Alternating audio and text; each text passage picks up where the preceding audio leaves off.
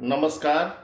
हम राजीव रंजन तिवारी रवा सबके रंजन रस में स्वागत बा।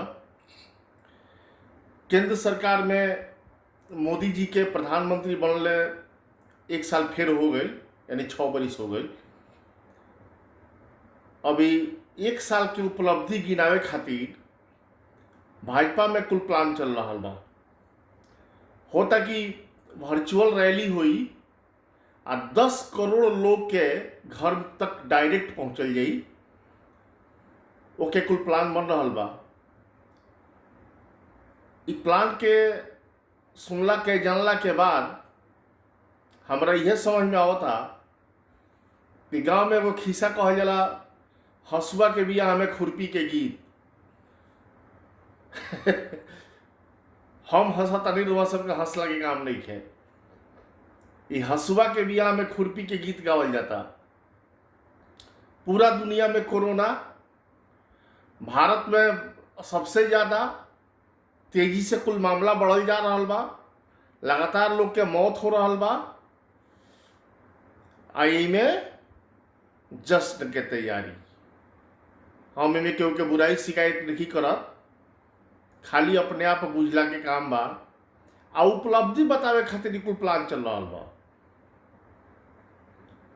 अपने आप तनी रोवा से सोच के हमरा के बता दे, कमेंट बॉक्स में लिखब तो हम जानब कि का उपलब्धि बाजी 1 साल में कौन ऐसा बढ़न बढ़न जनहित के काम हो गई बा जौना से देश में बहुत खुशी के माहौल बा। ए बेरा लोग जश्न में डूबल बा। ऐसा कौन काम हो गई बा बताई? ये हमरा का बताई सब है, हमहू जाने की चाहत नहीं। आ दूसर बात ई कि कोरोना का हल्का में लिहला के काम नहीं है। कोरोना बहुत गंभीर चीज बा। पता ही चलता कि देश के बढ़न बढ़न अस्पताल के बढ़न बढ़न भारी भारी डॉक्टर लोग के जान चल जाता ही में। तो बुझ लिया के काम बा कि जब डॉक्टरे लोग के जान चल जाता तो आम आदमी के का हाल हुई। ऐसे हम रुआ सबसे निवेदन करतनी, प्रार्थना करतनी, बचला के काम बा। जौन गाइडलाइन बा सरकार के, अस्पताल के, स्वास्थ्य विभाग के, चिकित्सा विभाग के, ओकरा के फॉलो कैला के काम बा। आ खूब सेफ रहला के जरूरत बा।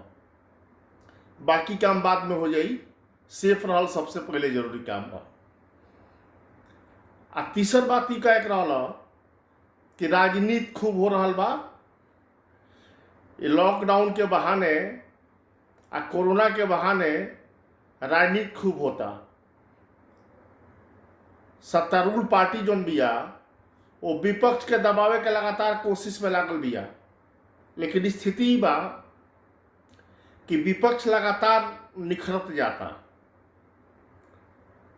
ये बात समझे के चाहिए और वो सब बहुत गहन मंत्रणा करी, समझी बुझी आ बात देखत रही।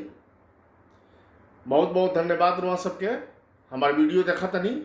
यदि हमारे वीडियो पसंद आवे तो एकरा के लाइक, शेयर आ सब्सक्राइब कैला के काम बा। आ खूब ज़्यादा से ज़्यादा लोग के बीच में फैलावला की जरूरत बा।